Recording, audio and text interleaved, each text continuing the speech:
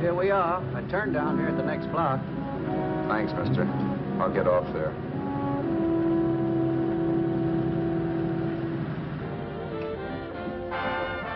Want anything else? No. Hey, you. Me? Yeah, you. Where you headed? East. Too bad. I thought if you was heading north, I might be able to help you out. I'm pushing the Salt Lake, and I don't like to ride it alone at night. I'm one of those guys that got to talk or I fall asleep. Oh. Sure, now, my partner, he's got Lou to keep him company, but I ain't got nobody at all. Where you coming from? West. Yeah, sure, I know, but where, L.A.? Maybe. Got a cousin out in L.A. You don't say. Yeah, he's been out. You're not much of a talker, are you? My mother taught me never to speak to strangers. Oh, a wise guy. So what? Okay, don't get sore. Just trying to be sociable, that's all. Hey, Glamorous. You change for a dime, will you?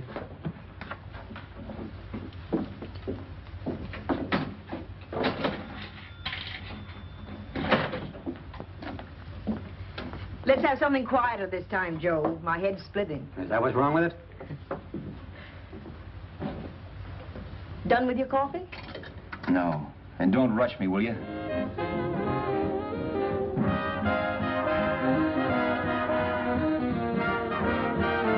Hey, turn that off. Will you turn that thing off? What's eating you now? Yeah, what's eating you? That music, it stinks. Oh, you don't like it, huh? No, turn it off. Oh, wait a minute, pal. That was my nickel, see?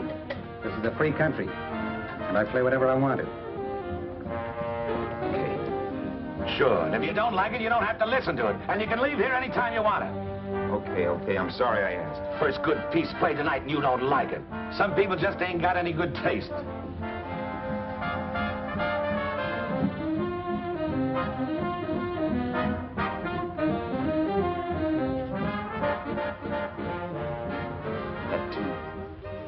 That tune.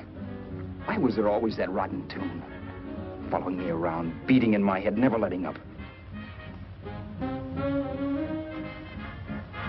Did you ever want to forget anything? Did you ever want to cut away a piece of your memory or blot it out? You can't, you know. No matter how hard you try. You can change the scenery, but sooner or later you'll get a whiff of perfume or somebody will say a certain phrase or maybe hum something. Then you're licked again. I can't believe that you're in love with me. I used to love that song once. So did the customers back in the old Break of Dawn Club in New York. I can't remember a night when I didn't get at least 3 requests for it. Sue, she was always selling it too. Those were the days.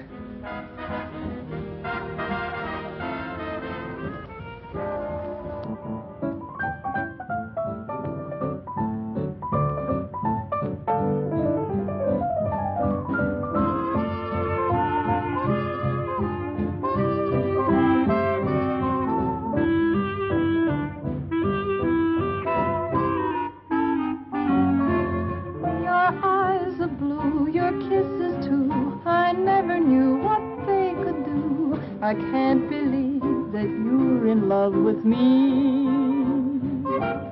You're telling everyone you know that I'm on your mind each place you go. They can't believe that you're in love with me. I have always placed you far above me. I just can't imagine that you love me. And after all is said and done, to think that I'm the lucky one, I can't believe that you're in love with me.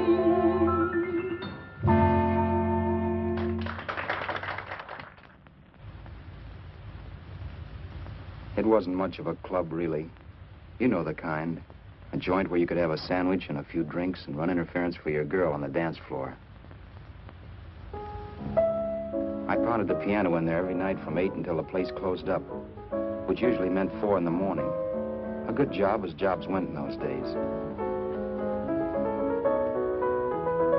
Then, too, there was Sue, who made working there a little like working in heaven. But how we felt about each other, well, there was nothing very unusual in that. I was an ordinary healthy guy, and she was an ordinary healthy girl, and when you add those two together, you get an ordinary healthy romance, which is the old story. Sure, but somehow, the most wonderful thing in the world.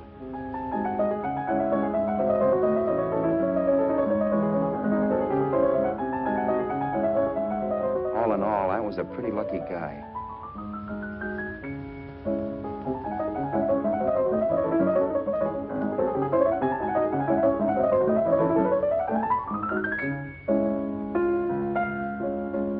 Mr. Paderewski, I presume. It's beautiful.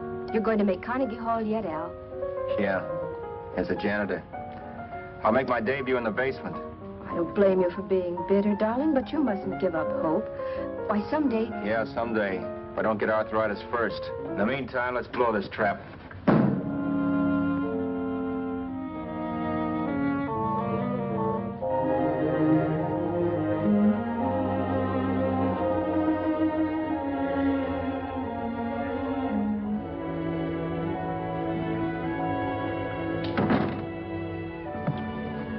Like to get something to eat, hon? Oh, I don't think so, Al.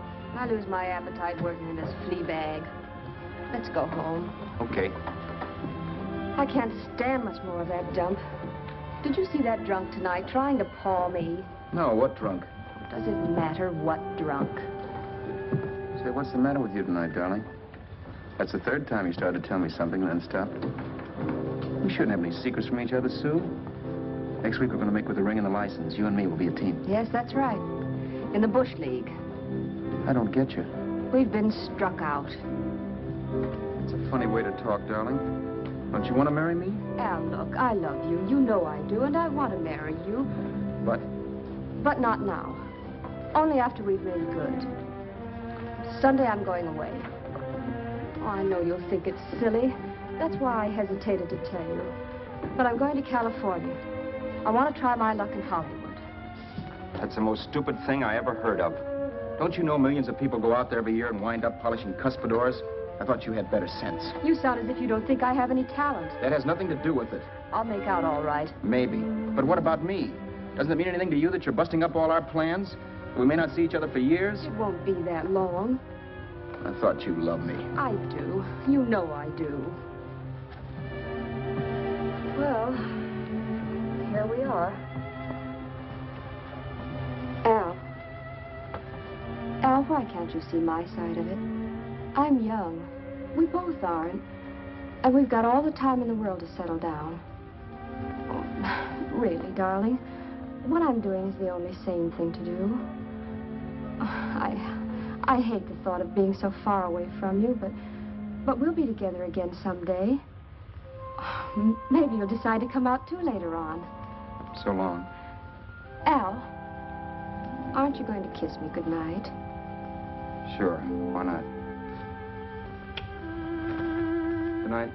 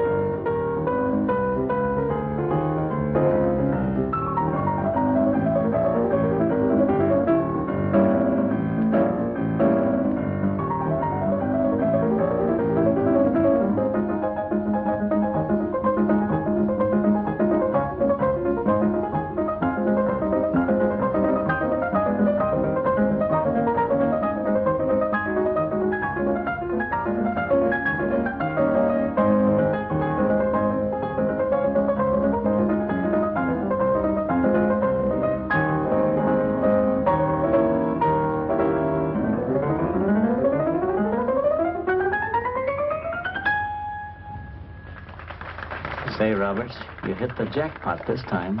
$10. Thanks.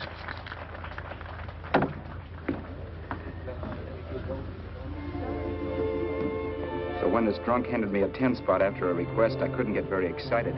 What was it, I asked myself? A piece of paper crawling with germs. It couldn't buy anything I wanted. It couldn't... Then I thought of something.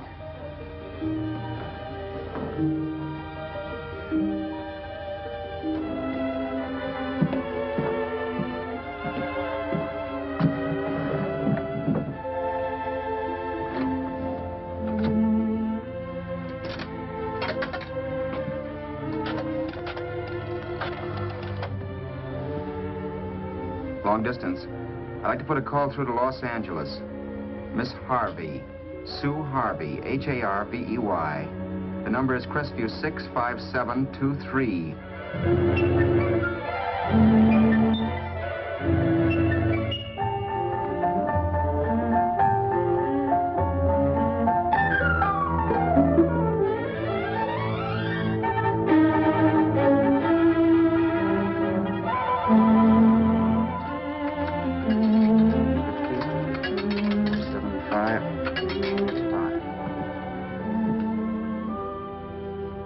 Hello, Sue? This is Al. Oh, baby, it's great to hear from you, too. What's that? You do? Oh, me too, darling. I thought I'd go batty without you. I just had to... Huh? You're working as a hashlinger? Gee, honey, that's tough. Those guys out in Hollywood don't know the real thing when it's right in front of them. You just stick it out, Sue, baby. Keep going around to those casting offices. I'm sure you'll click. Look, I'll tell you what. You stay put out there, I'll come to you. No, don't try to stop me. Just expect me. Train? Who knows? Train, plane, bus, magic carpet. I'll be there if I have to crawl. If I have to travel by pogo stick. And then, let's get married right away, huh? That's the stuff. That's what I've been wanting to hear you say. Well, goodbye for now. I'll be seeing you soon. Yeah. Bye. The only way I could cross country was to thumb rides. For even after hawking everything, I only had enough money to eat. Money. You know what that is. It's the stuff you never have enough of. Little green things with George Washington's picture that men slave for, commit crimes for, die for. It's the stuff that has caused more trouble in the world than anything else we ever invented. Simply because there's too little of it. At least I had too little of it. So it was me for the thumb.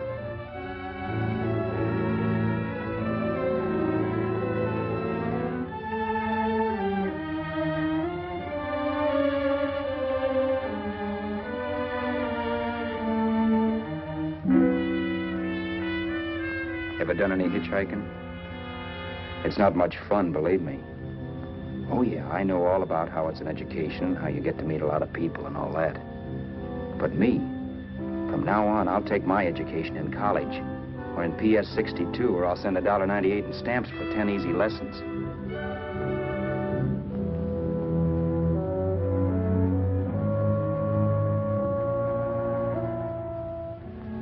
Thumbing rides may save you bus fare, but it's dangerous. You never know what's in store for you. You hear the squeal of brakes. If only I had known what I was getting into that day in Arizona. Here, throw that in the back seat. Okay, let's go. Make sure that door's closed.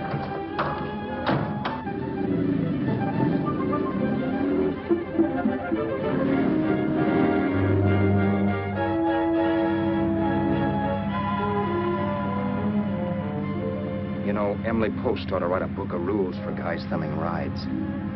Because as it is now, you never know what's right and what's wrong. We rode along for a little while, neither one of us saying anything. I was glad of that. I never know what to say to strange people driving cars. Then, too, you can never tell if a guy wants to talk. A lot of rides have been cut short because of a big mouth.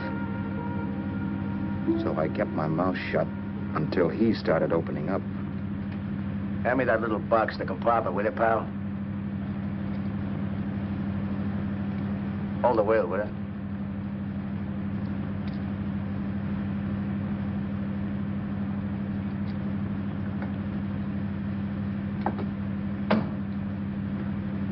How far are you going? L.A. Wow, you're really traveling, aren't you? Yeah, but I don't expect to make it for a couple of years at the rate I've been promoting rides. Not much luck, huh? Sure, all bad. Not many people stop for a guy these days. Afraid of a stick-up, maybe. I can't blame him. Where you coming from? New York? Well, New York. You're in luck this time. I'm going all the way. Right through to Los Angeles. You drive a car? Sure. Whenever you're tired, let me know. I'll holler. I guess at least an hour passed before I noticed those deep scratches in his right hand. They were wicked. 3 puffy red lines about a quarter of an inch apart. He must have seen me looking at them because he said, Beauties, aren't they? They're gonna be scars someday. What an animal. Whatever it was, it must have been pretty big and vicious to have done that. Right on both counts, New York. I was tussling with the most dangerous animal in the world. A woman. She must have been Tarzan's mate. Looks like you lost the bout. Certainly wasn't a draw. You know, there ought to be a law against dames with claws. Yeah. I tossed her out of the car in her ear. Was I wrong? Give a lift to a tomato, you expect her to be nice, don't you? Yeah. After all, what kind of dame some rides? Sunday school teachers? Yeah. A little witch. She must have thought she was riding with some fall guy. And me, who's been booking horses around racetracks since I was 20. I've known a million dames like her. 2 million. Yeah. Stopped the car, opened the door. Take it on the Arthur Duffy sister, I told her. That's the stuff. As I was done, huh? But if you want to see a real scar, brother, get a load of this. Wow. I got that one dueling. Dueling? Yeah, we're just kidding, of course. My dad owned a couple of Franco-Prussian sabers. Kept them on the wall for decorations. Well, one day, the kid and I took them down when the old man wasn't around. Had a duel. He got me in the arm here. Pretty mean cut. Infection set in later. Yeah, I can see that. Now, give me that box again, will you? Yeah.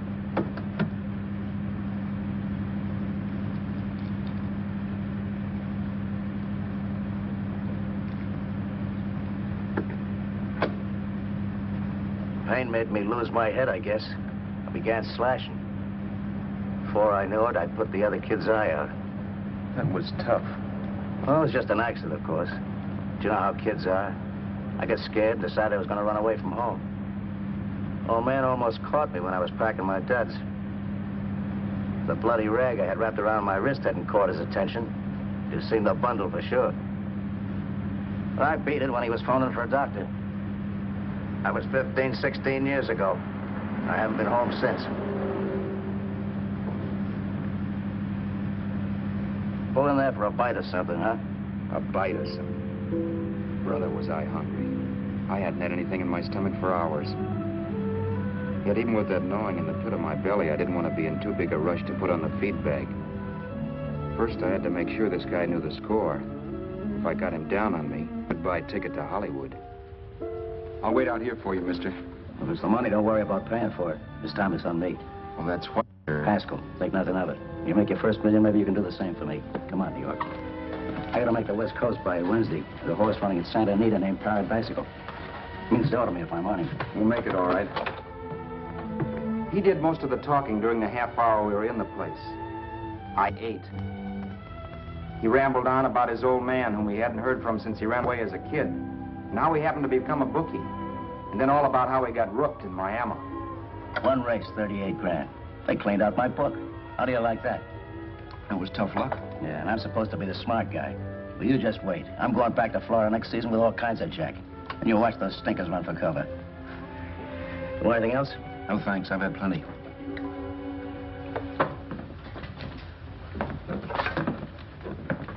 That check there, sister? Oh, just a minute. Your change, sir. Keep it, sister. Oh, thank you, sir. Call again. I'll be waiting outside for you when you finish work. Sharp check, huh?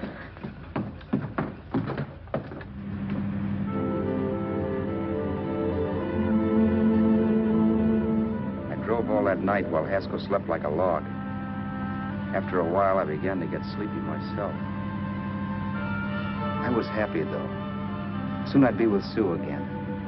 The long trip was practically over, and there'd be no more hoofing it down the concrete. I began to think of the future, which couldn't have been brighter if I'd embroidered it with neon lights. It was nice to think of Sue shooting to the top. It's amazing what a full belly can do to your imagination. Your eyes are blue, your kisses too. I never knew what they could do. I can't believe that you're in love with me. You're telling everyone you know I'm on your mind each place you go. I can't believe that you're in love with me.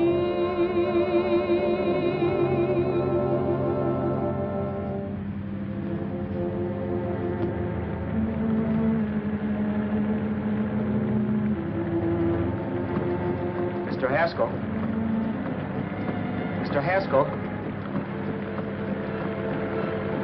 Mr. Haskell, wake up. It's raining. Don't you think we ought to stop and put up the top?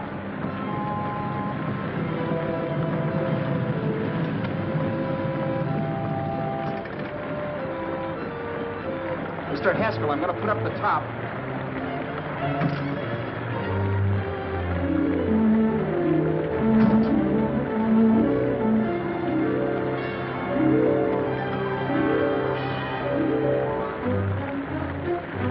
Until then, I'd done things my way.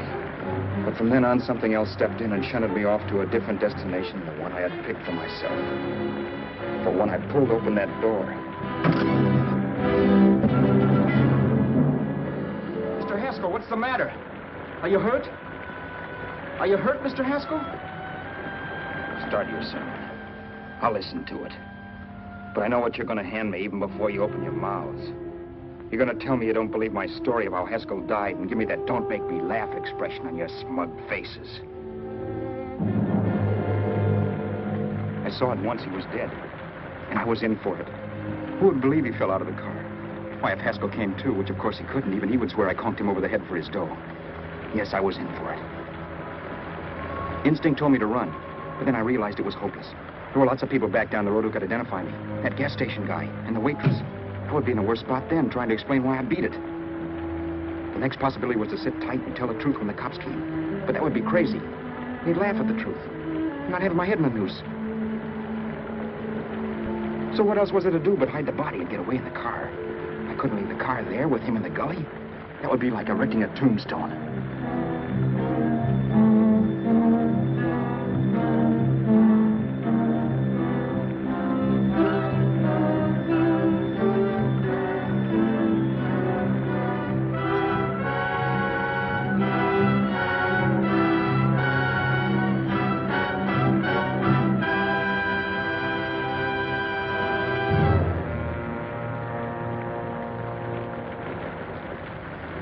Idea was to cover him with brush, not to rob him. But then I remembered that even if I only drove the car for 100 miles or so, I would need money for gas. Besides, it was stupid of me to leave all that money on a dead man. Not only that, I'd have to take his driver's license in case I was stopped for something. I didn't like to think about it, but by that time I'd done just what the police would say I did, even if I didn't. My clothes. The owner of such an expensive car would never be wearing them. Some cop might pull me in on suspicion.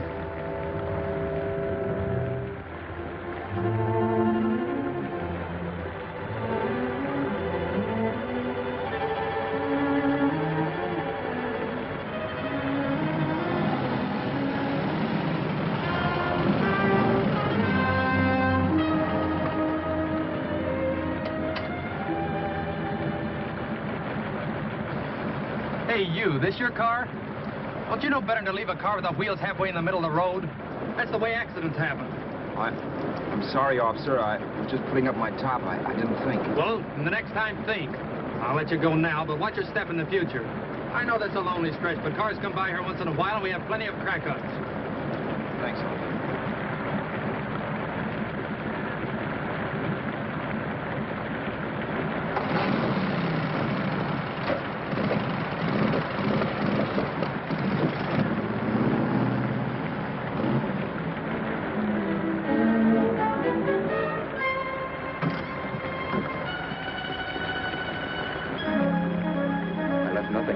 give me away as Roberts. If they found a dead man in the gully now, it would be me.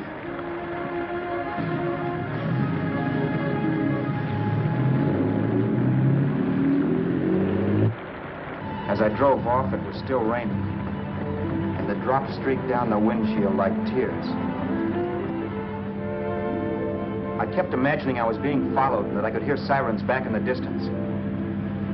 Just how long it took me to cover the 60-odd miles to the California state line, I don't know. I lost all track of time. But the rain had stopped and the sun was up when I pulled up to the inspection station. Hello? Carrying any fruits or vegetables? No. Any livestock or poultry? No. I'd like to see your registration and driver's license, please. Anything in the baggage compartment? Just baggage. Charles Haskell, Jr., age 30, brown eyes, dark hair. Identifying marks, none. Are you Charles Haskell, Jr.? Yes. Well, remember, if you're employed and you stay over 30 days, you take out California plates. All right, officer, but I'll only be in the state a short while. Right, you can go now.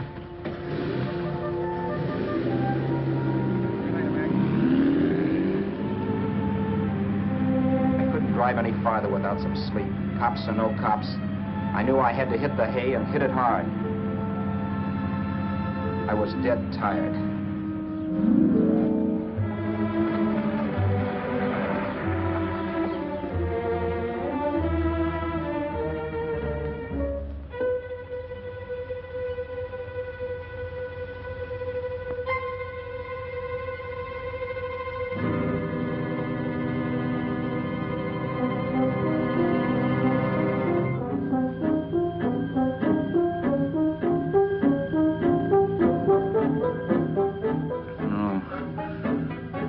Mr. Haskell.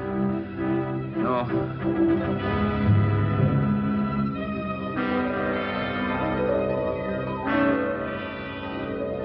Mr. Haskell, you can't die. Don't think I did it. No, Mr. Haskell. No. No.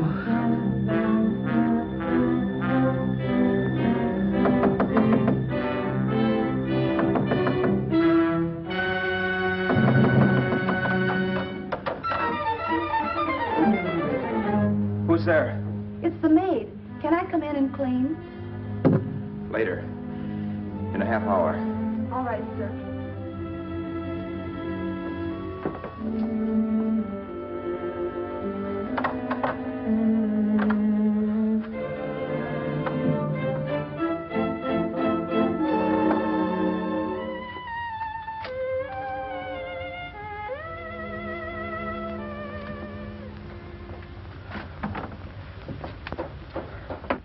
There was no time to lose. Every minute I had to be Charles Haskell was dangerous. And I'd have to be Charles Haskell until I got to some city where I could leave the car and be swallowed up.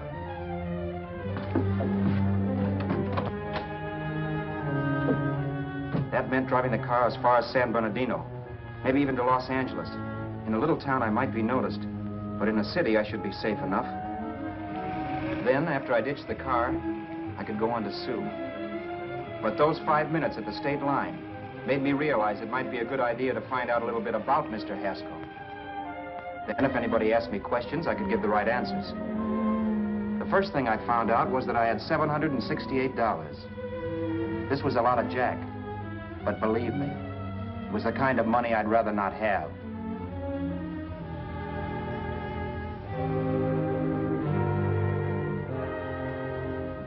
And then I found out from a letter Haskell was carting around in his bag that he wasn't the open-handed, easygoing big shot who went around buying dinners for strange hitchhikers.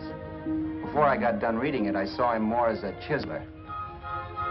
It was written to his old man in California, the one he hadn't seen in so many years. In it, Haskell posed as a salesman of hymnals, of all things.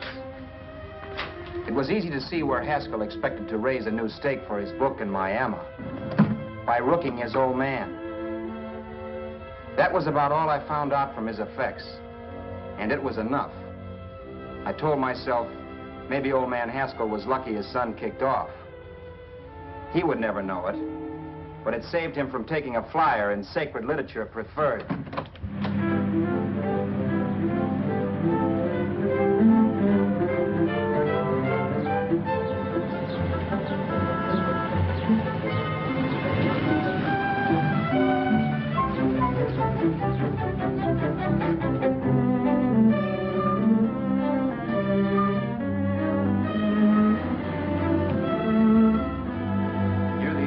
Desert Center, I pulled up for water.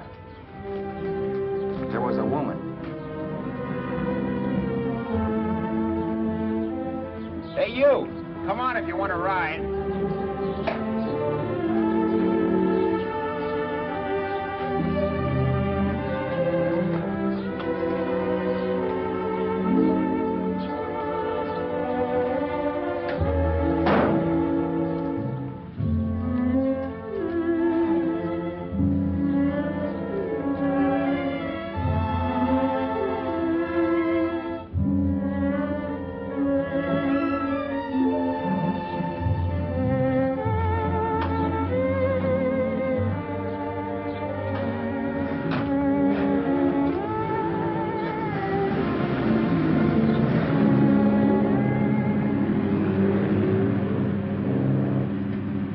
How far are you going? How far are you going? That took me by surprise, and I turned my head to look her over. She was facing straight ahead, so I couldn't see her eyes. But she was young, not more than 24. Man, she looked as if she'd just been thrown off the crummiest freight train in the world. Yet, in spite of this, I got the impression of beauty. Not the beauty of a movie actress, mind you, or the beauty you dream about when you're with your wife, but a natural beauty. A beauty that's almost homely because it's so real. Then suddenly she turned to face me. How far did you say you were going? Los Angeles? L.A.? L.A.'s good enough for me, mister. That's what I was afraid of. What'd you say? Oh, nothing, just thinking out loud. People get in trouble for doing that. What's your name? You can call me Vera if you like. You live in Los Angeles? No. Where are you coming from? Oh, back there. Needles? No. Oh, sure, Phoenix. You look just like a Phoenix girl. Are the girls in Phoenix that bad? The girl must have been pretty tired because she fell asleep not 20 minutes after she stepped into the car. She lay sprawled out with her head resting against the far door, like Haskell. I didn't like that part of it much, but I didn't wake her up. It wasn't that this girl still worried me. I'd gotten over that funny feeling I had when she looked at me, which I put down as just my jangled nerves. With her eyes closed and the tenseness gone out of her, she seemed harmless enough. And instead of disliking her, I began to feel sorry for her. The poor kid probably had had a rough time of it. Who was she, anyway? And why was she going to Los Angeles? And where'd she come from in the first place? The only thing I knew about her was her name. Not that it made any difference. A few hours more and we'd be in Hollywood. I'd forget where I parked the car and look up Sue. This nightmare of being a dead man would be over. Who this dame was, well, it was no business of mine. Where did you leave his body? Where did you leave the owner of this car? You're not fooling anyone. This buggy belongs to a guy named Haskell. That's not you, mister. You're out of your mind. That's my name, Charles Haskell. I can prove it. It's my driver's Save license. yourself the trouble, mister. Having Haskell's wallet only makes it worse. It just so happens I rode with Charlie Haskell, all the way from Louisiana. He picked me up outside of Shreveport. You rode? You heard me. Then it all came back to me. All the talk about dueling and scars and scratches. There was no doubt about it. Vera must be the woman Haskell had mentioned. She must have passed me while I slept. Well, I'm waiting. My goose was cooked. She had me. That Haskell guy wasn't dead yet. He wasn't stretched out stiff and cold in any Arizona gully. He was sitting right there in the car, laughing like mad while he haunted me. Well? There was nothing I could say. It was her move. Vera, whatever her name was just my luck picking her up on the road. It couldn't have been Helen, or Mary, or Evelyn, or Ruth. It had to be the very last person I should ever have met. That's life. Whichever way you turn, fate sticks out a foot to trip you.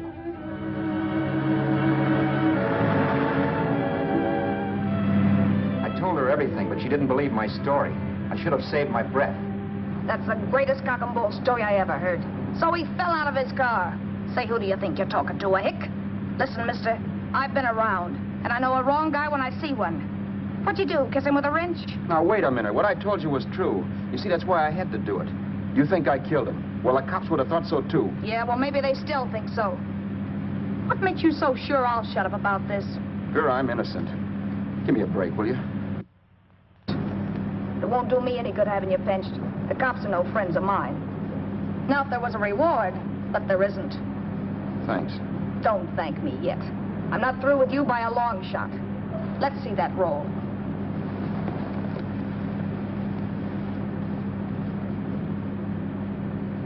Is that all Haskell had? Isn't it enough? No, I thought he had more. Not that I know of. You can search me if you think I'm holding out on you. Well, maybe I will at that. He told me he was going to bet $3,000 on a horse named Paradisical on Wednesday at Santa Anita. He was stringing you along. He meant 300. Maybe. Sure, $3, 300. He was a piece of cheese, a big blowhard. Listen, mister, don't try and tell me anything about Charlie Haskell. Remember, I knew him better than you did. Okay, then you knew he was a four-flusher. That explains the $3 bet. I'm not so sure he didn't have that $3,000. Why should I believe you? You got all the earmarks of a cheap crook. Now, wait a Shut minute. up. You're a cheap crook and you killed him. For 2 cents, I'd change my mind and turn you in. I don't like you. All right. Don't get sore. I'm not getting sore, but just remember who's boss around here. If you shut up and don't give me any arguments, you'll have nothing to worry about. But if you act wise, well, mister, you'll pop into jail so fast it'll give you the bends. I'm not arguing. Well, see that you don't. You know, as crooked as you look, I'd hate to see a fella as young as you wind up sniffing that perfume that Arizona hands out free to murderers. I'm not a murderer. Of course you're not. Haskell knocked his own head off. He fell, that's how it happened, just like I told you. Sure, and then he made you a present of his belongings. I explained why I had to do that. Doesn't make a difference one way or another. I'm not a mourner. I liked Haskell even less than I like you. Yeah, I saw what you did to him. What do you mean? Well, scratches on his wrist. Sure, I scratched him. I'll say you did. So your idea was to drive the car a little way, maybe into San Bernardino, and then leave it. You weren't going to sell it? Sell it? You think I'm crazy? Somebody else's car? See, all I want to do is leave it somewhere and forget I ever saw it. Not only don't you have any scruples, you don't have any brains. I don't get you. Maybe it's a good thing you met me. You'd have got yourself caught, sure. Why, you dope. Don't you know a deserted automobile always rates an investigation? Huh? Look, the cops find a car. Then they get curious. They wonder where the owner is. So, all right, they don't trace Haskell. They trace you. I never thought of that. The only safe way to get rid of the car is to sell it to a dealer. Get it registered under a new name. Say, stop at the next store. I want to get a bottle and do some shopping before we hit L.A. Okay. As soon as we find a place, I'll drop you off and pick you up later. Nothing doing. You're coming in, too. From now on, you and I are like the Siamese twins. Have it your way, but I don't get the point. The point is, I don't want you to get lost. I'm not going to beat it if that's what you're afraid of. I'll say you're not.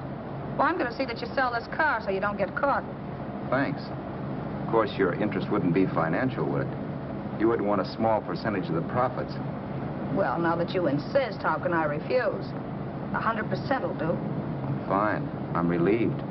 I thought for a moment you were going to take it all. I don't want to be a hog. A few hours later, we were in Hollywood.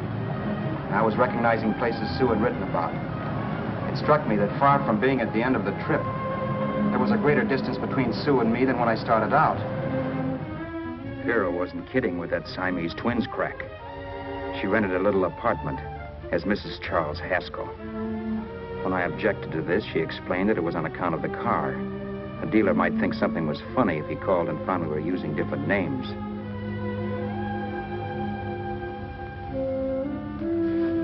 Home, sweet home. Yeah. Not bad, either.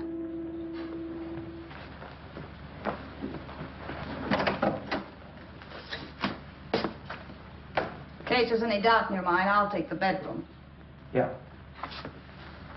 Sure is stuffy in here.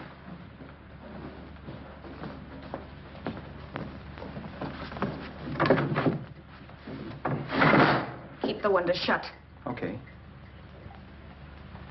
The old crow downstairs said there's a folding bed behind this door.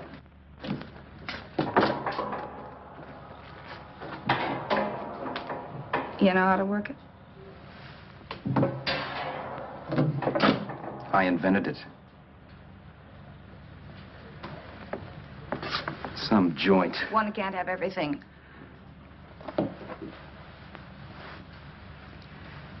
I'm first in the bathtub. I don't know why, but I figured you would be.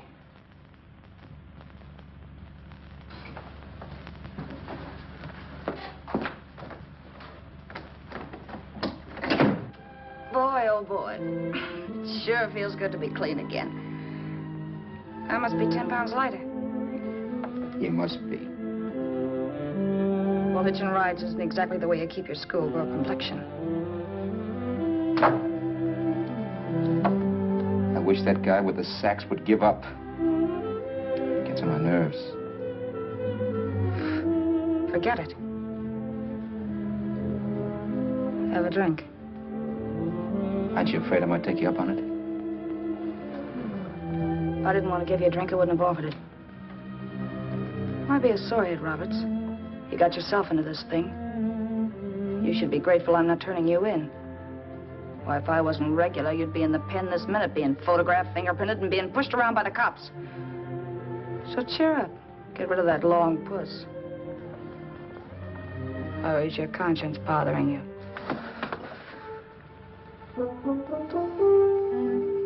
No. It isn't. Swell. That's the spirit. He's dead and no moaning around will bring him back.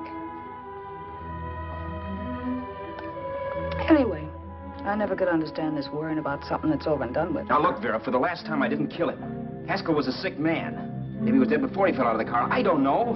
Sure. He died of old age. All right. So if it'll make you sociable, you didn't kill him.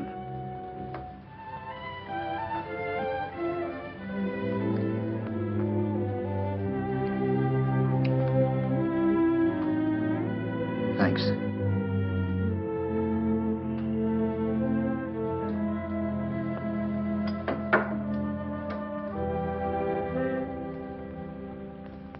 We're out of liquor, Roberts. Yeah. Too bad. I felt like getting tight tonight. Well, I think you succeeded. Am I tight? As a prima donna's corset. That's good. I wanted to get tight. Why? What have you got to get tight about? Oh, I don't know. Few things. You should have my worries. If I had your troubles, I'd stay sober. And I've got the key to that door. Yeah. Maybe you're right. I'm always right. You know, I don't like your attitude, Roberts. Well, there's a lot of things I don't like. Sure. But life's like a ball game. You gotta take a swing at whatever comes along before you wake up and find it's a ninth inning. You read that somewhere. That's the truth, Roberts. All you do is bellyache. Taking it easy and trying to make the best of things. But maybe that's what's wrong with the whole world. Get the professor. People knock themselves out trying to buck fate. Now, take you, for instance. You're lucky to be alive. Why, suppose Haskell had put up in your door. You'd be playing a harp now. Think of that. You think of it. I'm tired of thinking. There's plenty of people dying this minute. I would give anything to trade places with you. I know what I'm talking about. I'm not so sure. At least they know they're done for. They don't have to sweat blood wondering if they are. Your philosophy stinks, pal. We all know we're going to kick off someday. It's only a question of when. But what got us on this subject anyway? We'll be discussing politics next. Yeah. Where'd you hide the butts? On the table, sucker.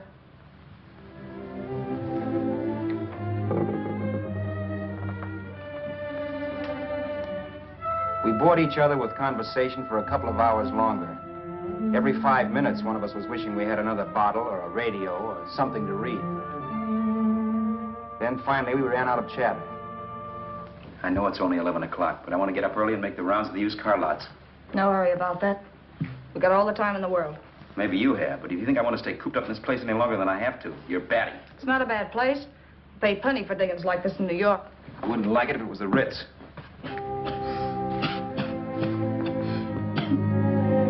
rotten liquor. You got a mean cough. Ought to do something about it. That'll be all right. That's what Camille said. Nobody you know. Wasn't that the dame that died of consumption? Yeah. Wouldn't it be a break for you if I did kick off? You'd be free with all Haskell's dough and car. I don't want to see anybody die. Not even me. Especially not you. One person died of me. If you did, well, that's all I need. You don't like me, do you, Roberts? Like you? I love you. My favorite sport is being kept prisoner. After we sell the car, you can go to blazes for all I care. But not until then.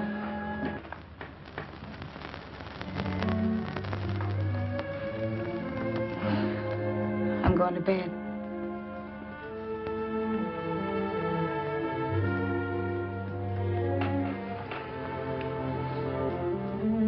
Good night, Roberts. Don't try and sneak away during the night. All the doors are locked. Anyway, if I find you gone in the morning, I'll notify the police. They'll pick you up. Don't worry, I know when I'm in a spot. Well, good night. I hope that portable rack isn't too uncomfortable for you. Don't lose any sleep over it, will you, Vera?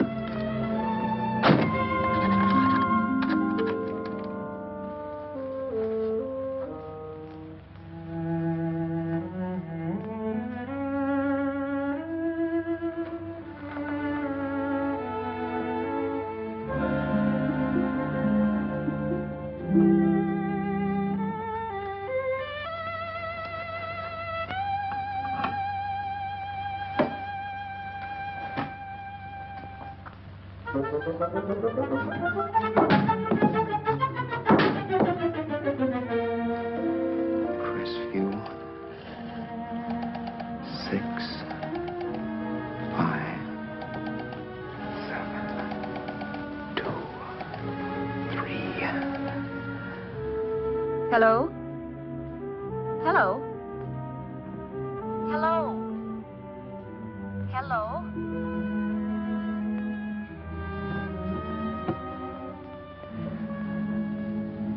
No. Not yet, darling. Tomorrow. Maybe. If this were fiction, I would fall in love with Vera, marry her, and make a respectable woman of her. Or else she'd make some supreme Class A sacrifice for me and die. Sue and I would bawl a little over her grave and make some crack about there's good in all of us. But Vera, unfortunately, was just as rotten in the morning as she'd been the night before. All right, I'm coming. Look, Vera, it's almost noon. So what? The dealers will be there all day? They'll be there all year, too, but it doesn't wait that long. Shut up. You make us like a husband. Well, do I rate a whistle? You sure do, but let's go. Let's go, let's go. I spent $85 and 2 hours preparing bait, and all you can say is let's go. Come on.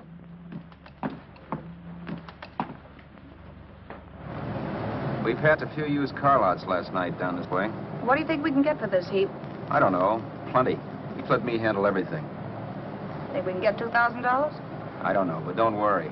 I'll squeeze as much out of this guy as I can. If I let it go cheap without a fight, he might think we've stolen the car.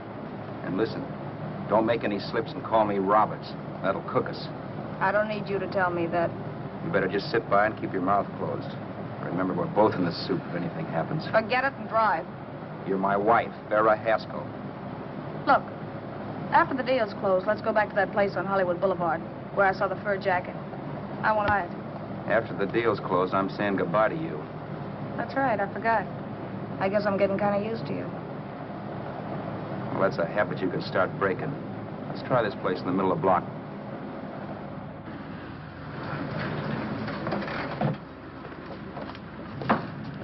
Good afternoon. What can I do for you? We're interested in selling a car. If the price is right. Well, if it's in good mechanical condition, it should blue book for about $1,600. Tony, take a look at this motor. $1,600. Are you kidding?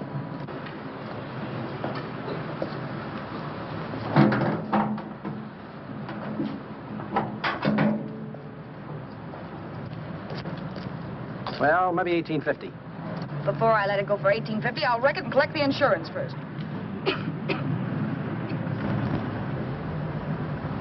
Lady, this motor's seen a lot of driving.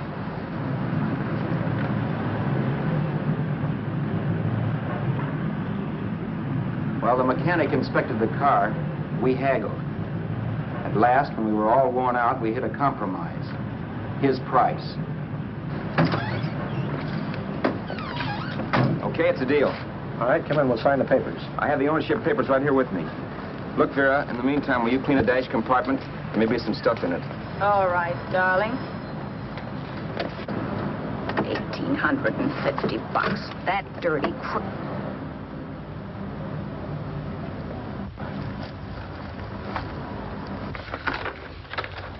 New York, huh? Yeah. But you bought the car in Miami. Yeah. Well, now let's see about the insurance. We can either have it transferred or canceled. What kind of insurance do you have, Mr. Haskell? Well, aren't all the papers there? I don't see any. Surely you know what type of insurance you carry in the car. The name of the company? Yeah, but, Well, if you'll just tell me the name of the company, I'd be very glad to take care of all the details. well, Did you sign the papers yet? not yet. Well, don't. We're not selling the car. Well, wait a minute, Mrs. Haskell. Come on, darling. What's the matter? You changed your mind? Yes, I'm sorry. I guess I have. But, Vera... Let's go.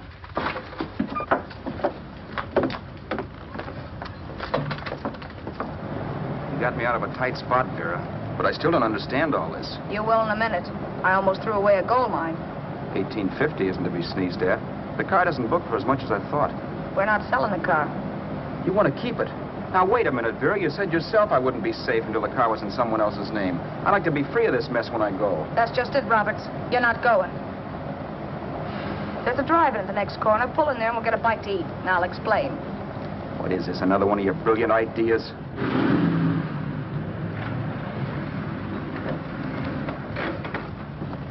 Oh, I take your order? Make mine a ham sandwich and coffee.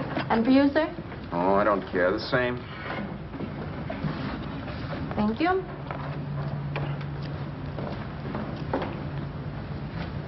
Get this, Vera. I've been pretty patient so far. I've done everything you asked me to do, but no more. Shut up. You've taken Haskell's money, and you can have the dough we get from selling the car, but you're not going to keep me a prisoner. It's a good thing I bought the paper. Take a look at that. Vera, I'm in no mood. Read that.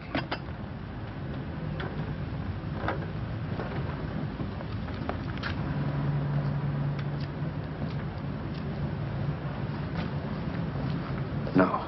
Yes. No, I won't do it. Yes, you will. You think I'm crazy? It's impossible, I tell you.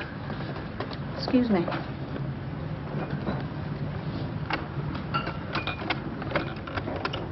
Blow the horn when you're through.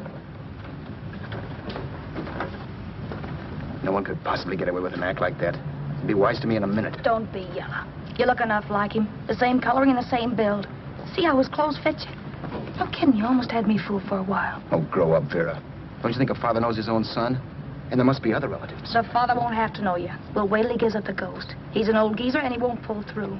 And as far as other relatives are concerned, they haven't seen you in 15 or 20 years. Eat. I'm not hungry. And I won't do it. It's not as tough as it sounds. Remember, you've got all kinds of identification. His car, letters, license. I could never get away with it. It's the stupidest thing I've ever heard. The old boy has scads of dough. Look in the paper there. Personal fortune assessed at over $15 million. He'll leave plenty, I tell you. Maybe he cut off his son. How do we know? It's out, Vera. I won't have anything to do with it. I think you will. Look, Vera, I'll do anything within reason. But not that.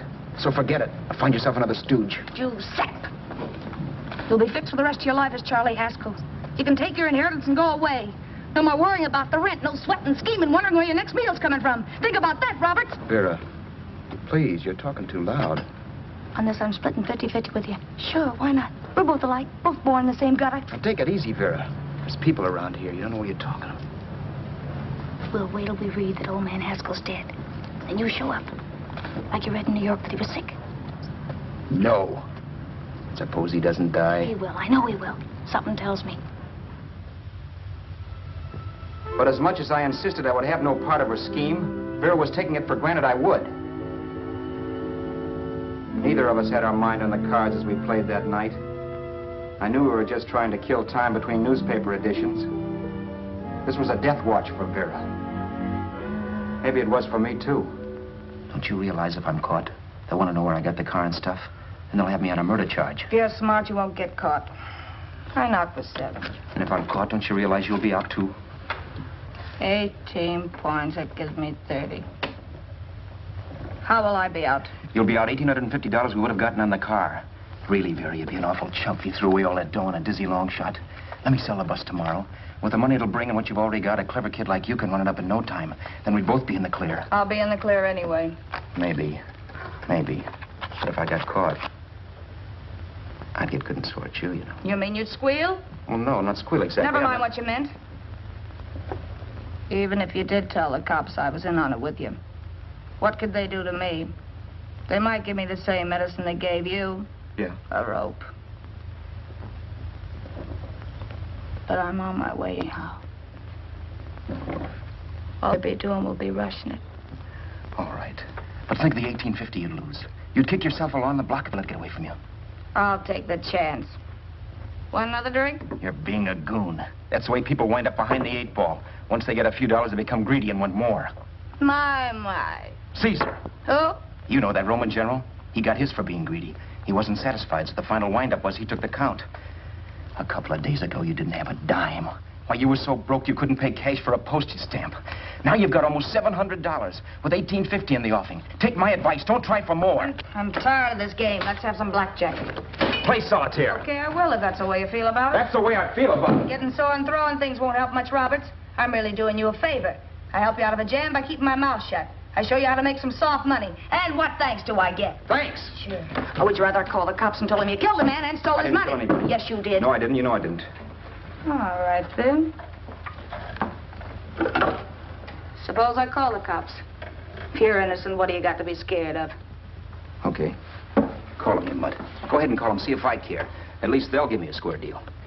You want me to call them? You heard me. But I'm warning you. If I'm pinched, I'll swear you were in on it. I'll say that you helped me. If I fry, I'll get even with you. You wouldn't dare. You didn't. Yeah? Then try it and see. Call them. Yeah. Okay, I will.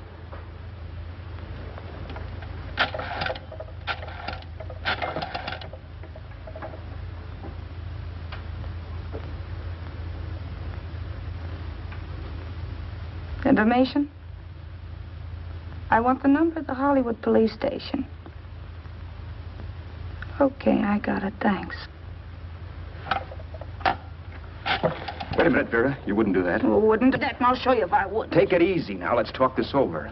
This was early in the evening, and the conversation, while hectic, was at least pitched low. But as the minutes passed, and more obstacles to her plan popped into my head, the air got blue. Each word coming from our lips cracked like a whip.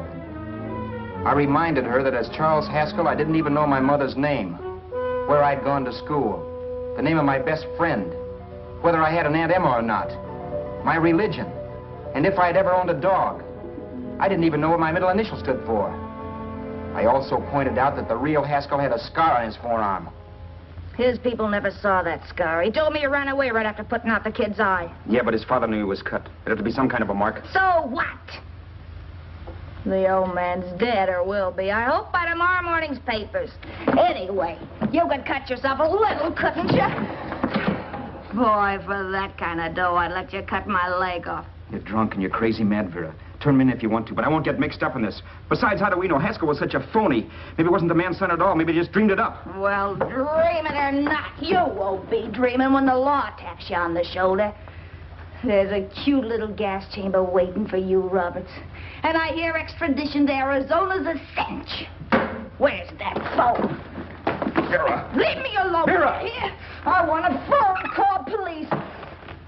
I hate you yellow stinker. You leave me alone. I'll let you alone when you promise to leave the phone where it is. You're drunk. You don't know what you're doing. You're hurting me. Will you promise?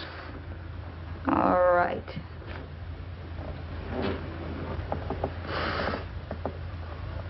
You hurt me.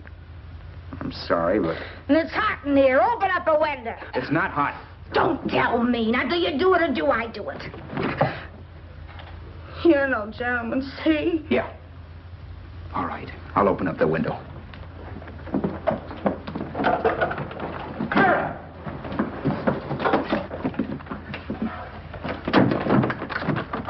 the door. Please open the door. Vera, open the door. Don't use the phone. Listen to me. I don't like you, Roberts. You're no gentleman, see? You hurt my hand, and I'm going to get even with you. If you don't open the door, I'm going to kick it down, Vera. Vera, don't call the cops. Listen to me. I'll do anything you say. Vera, let me in. I'll break the phone.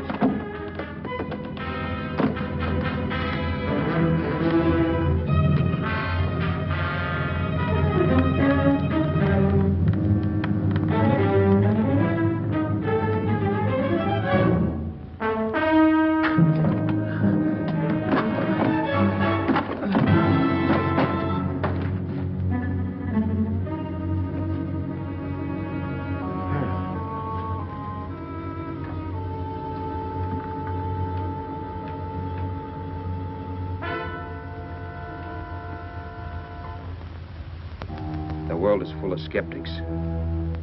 I know. I'm one myself. In the Haskell business, how many of you would believe he fell out of the car? And now, after killing Vera without really meaning to do it, how many of you would believe it wasn't premeditated? In a jury room, every last man of you would go down shouting that she had me over a barrel and my only out was force. The room was still. So quiet that for a while I wondered if I had suddenly gone deaf. It was pure fear, of course. And I was hysterical, but without making a sound. Vera was dead, and I was her murderer. Murderer? What an awful word that is. But I'd become one. I'd better not get caught. What evidence there was around the place had to be destroyed. And from the looks of things, there was plenty. Looking around the room at things we'd bought was like looking into the faces of 100 people who'd seen us together and who remembered me. This was the kind of testimony I couldn't rub out. No.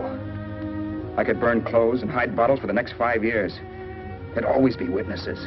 The landlady, for one. She could identify me. The car dealer, the waitress in the drive-in, the girl in the dress shop, and that guy in the liquor store. They could all identify me. I was cooked. Done for. I had to get out of there. While once I'd remained beside a dead body, planning carefully how to avoid being accused of killing him, this time I couldn't. This time I was guilty. I knew it. Felt it. I was like a guy suffering from shock. Things were whirling around in my head. I couldn't make myself think right. All I could think of was the guy with the saxophone and what he was playing. It wasn't a love song anymore. It was a dirge.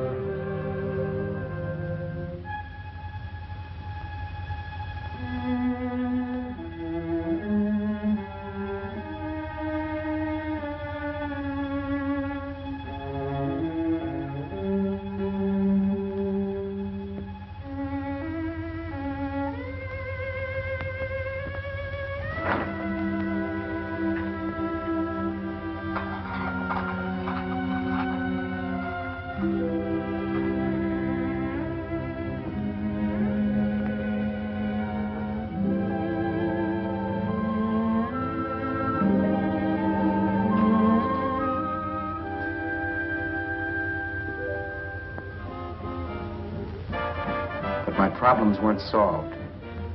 I had to stay away from New York for all time because Al Roberts was listed as dead and had to stay dead. And I could never go back to Hollywood. Someone might recognize me as Haskell. Then, too, there was Sue. I could never go to her with a thing like this hanging over my head. All I could do was pray she'd be happy.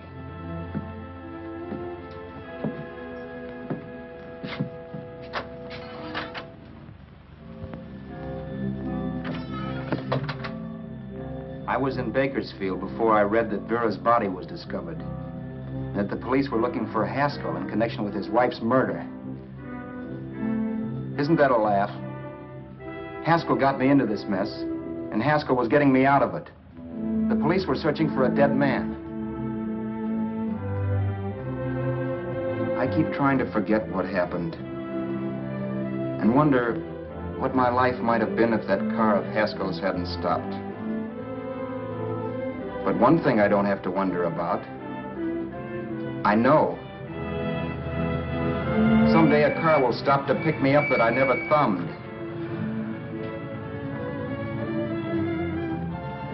Yes.